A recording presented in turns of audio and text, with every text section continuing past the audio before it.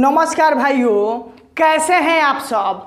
आज के वीडियो में हम मानव शरीर का और बायोलॉजी का ऐसा टॉपिक पढ़ाएंगे जिसको अपने जीवन में हर किसी को जानना चाहिए। आखिर वो क्या है कि किडनी के बारे में, जिसे गुर्दा भी कहते हैं, विक्र भी कहा जाता है, इसके बारे में हर किसी को बेसिक जानकारी जरूर रखना चाहिए कि आखिर मेरे शरीर के अंदर जो किडनी है उसका क्या काम है, उसको कैसे, कौन सा चीज़ को कैसे प्यूरीफायर करता है। सब कुछ के बारे में आपको डिटेल्स बताने वाले हैं।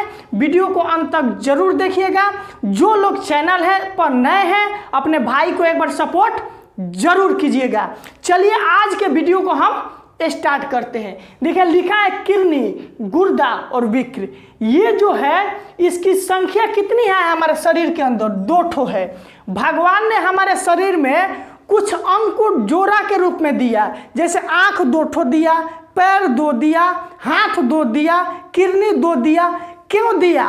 वो जान रहे हैं कि अगर इसका एक भी किडनी खराब हो जाएगा तो एक से अपना जीवन यापन कर सकता है। एक आंख खराब भी हो सकता है तो दूसरा आंख से यह लंका पार कर सकता है। एक पैर टूट सकता है तभी अपना जीवन यापन कर सकता है। और जितना भी 2 अंग है उसका डेली हम मेरे जीवन में यूज है, इसलिए भगवान ने देखे और उसको जोड़ा के रूप में भेजा। मुंह को डबल इसलिए नहीं भेजे क्योंकि अगर मुंह को आपको डबल दे देते तो आप दिन भर खाने में रह जाते और पूरा दुनिया नहीं देख पाते और पूरा दुनिया का राशन आप ही खा जाते। इसलिए मुंह का निर्माण एक ही किए। इसलिए अब वो देखिए किडनी की संख्या कितनी है हमारे शरीर में?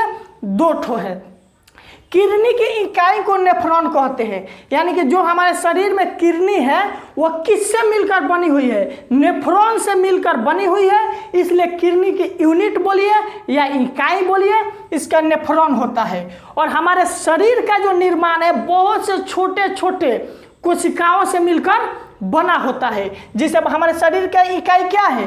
कोशिका होता है। उत्सर्जन के बारे में जानिए। हमारे शरीर में उत्सर्जन, जो किडनी क्या चीज का उत्सर्जन करता है यानी बाहर निकालता है। उत्सर्जन मुख्य रूप से नाइट्रोजन के यौगिक का होता है। किसका होता है? नाइट्रोजन के यौगिक का। नाइट्रोजन के यौगिक कौन है शरीर में? यूरिया है, अमोनिया है। कौन सा है? यूरिया है और अमोनिया है। नाइट्रोजन के यौगिक क्या होता है? जब बहुत से नाइट्रोजन के यौगिक मिलते हैं तो एमिनो एसिड यानी अमीनो अम्ल का निर्माण करते हैं। और बहुत से अमीनो अम्ल जब मिलते हैं तो प्रोटीन का निर्माण करते हैं। और प्रोटीन में क्या पाया जाता है? नाइट्रोजन पाया जाता है। इसलिए दलहनी जितना भी पौधा होता है सबके जड़ में नाइट्रोजन पाया जाता है और दाल में सबसे ज़्यादा प्रोटीन पाया जाता है। बहुत से अमीनो अम्ल मिलकर क्या बना दिया? प्रोटीन बना दिया। एकदम ध्यान से समझना है, कमेंट जरूर करके बताना है कि बायोलॉजी का क्लास कैसा लगा। प्रोटीन का निर्माण हो गया।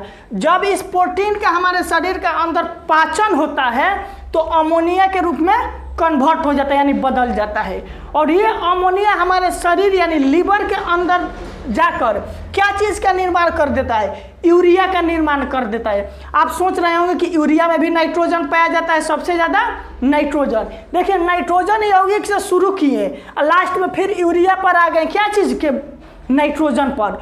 और हमारे शरीर में अगर यूरिया रहेगा तो यूरिया तो बहुत हानिकारक है। आखिर उसको निकालने के लिए कोई ना कोई रास्ता होना चाहिए। जब ये यूरिया का निर्माण हो जाता है तो किडनी का काम है इस यूरिया को बाहर निकालना, उत्सर्जन करना यानी बाहर निकालना। जब यूरिया का निर्माण होता है तो किडनी क्या करता है? उस यूरिया को छानकर पेशाब के रास्ते से यानी मूत्र मार्ग से उस यूरिया को बाहर निकालता है। इसलिए देखिएगा उस पेशाब में क्या पाया जाता है? यूरिन एसिड पाया जाता है। आप कहीं पर ज़्यादा दिन पेशाब कर दीजिएगा तो वहाँ यूरिया का मात्रा बढ़ जाता है, जिसके कारण वहाँ घास है तो अगल बगल का घास भी जल जाता है।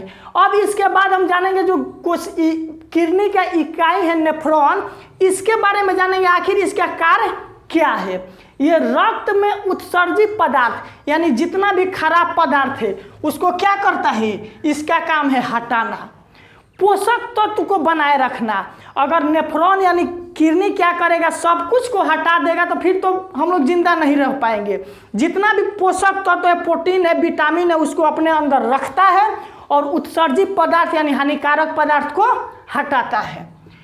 रक्त को छानना डायलिसिस कहलाता है। आपने सुना होगा कि जिसको कभी कभी कैंसर वाले व्यक्ति को ज़्यादा डायलिसिस कराना पड़ता है। डायलिसिस में क्या होता है, रक्त का शुद्धिकरण किया जाता है, रक्त को छाना जाता है और रक्त को छानना ही डायलिसिस कहलाता है।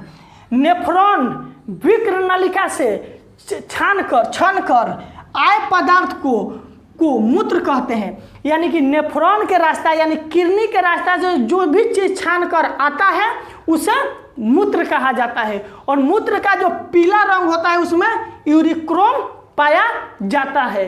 ये था आपका पूरा किडनी का निचोड़, किडनी के बारे में एकदम बेसिक जानकारी। अगर आज का वीडियो पसंद पड़ा है तो अपने भाई को सपोर्ट करना है और चैनल को सब्सक्राइब जरूर करना है, क्योंकि इस चैनल पर एकदम शॉर्ट वीडियो 5 मिनट का आता है और आपका एकदम कंसेप्ट जो भी है क्लियर करा के जाता है। आज के वीडियो के लिए आप सभी को दिल से धन्यवाद।